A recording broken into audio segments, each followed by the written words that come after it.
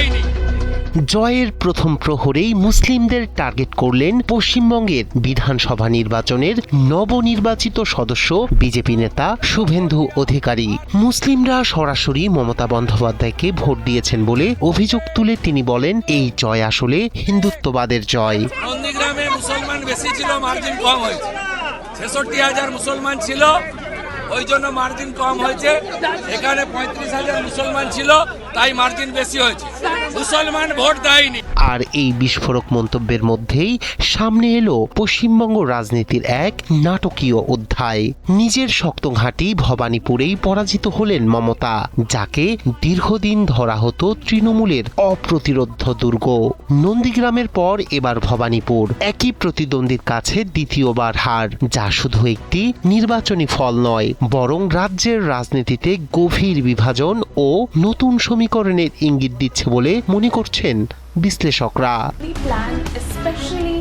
পশ্চিমবঙ্গের রাজনীতিতে বড় ধরনের চমক। নিজের শক্ত ঘাঁটি ভবানীপুরে পরাজিত হয়েছেন বিদায়ী মুখ্যমন্ত্রী মমতা বন্দ্যোপাধ্যায়। দীর্ঘদিন ধরে তৃণমূল কংগ্রেসের দুর্গ হিসেবে পরিচিত এই আসনেই এবার হেরে গেলেন ঘরের মেয়ে মমতা। ভোট গণনার প্রথম দিকেই বড় ব্যবধানে এগিয়েছিলেন মমতা বন্দ্যোপাধ্যায়। সপ্তম রাউন্ড শেষে তার লিড ছিল প্রায় ১৭,০০০ ভোট। কিন্তু সময় যত গড়িয়েছে ততই পাল্টাতে থাকে পরিস্থিতি। ১৪তম রাউন্ডে এসে সেই লিড কমে দাঁড়ায় ৪,০০০-এর নিচে। শেষ পর্যন্ত সব ব্যবধান ঘুচিয়ে ১৫,১১৪ ভোটে জয় ছিনিয়ে নেন বিজেপি প্রার্থী শুভেন্দু অধিকারী। ৫ বছর আগে নন্দীগ্রামে শুভেন্দু অধিকারীর কাছে হার মানতে হয়েছিল তাকে। এই জয় অত্যন্ত জরুরি ছিল বলে শুভেন্দু অধিকারী বলেন, এই ফলাফল মমতার রাজনৈতিক জীবনের অবসানের ইঙ্গিত দেয়। তিনি দাবি করেন, মুসলিম ভোটাররা ব্যাপকভাবে মমতার পক্ষে থাকলেও হিন্দু ও অন্যান্য ধর্মীয় সম্প্রদায়ের ঐক্যই তার জয়ের মূল কারণ।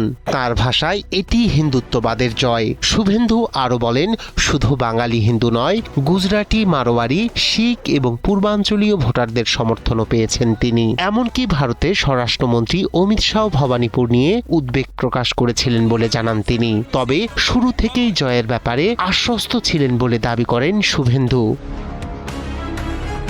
অন্যদিকে এই ফলাফল মেনে নিতে নারাজ মমতা বন্দ্যোপাধ্যায়। তিনি এই জয়কে অনৈতিক আখ্যা দিয়ে অভিযোগ করেন, নির্বাচন কমিশন এবং বিজেপি মিলে শতাধিক আসন লুট করেছে। তার দাবি, ভবানীপুর কেন্দ্রেই প্রায় ৬০,০০০ ভোটারের নাম ভোটার তালিকা থেকে বাদ দেয়া হয়েছিল, যা নির্বাচনের ফলাফলে প্রভাব ফেলেছে।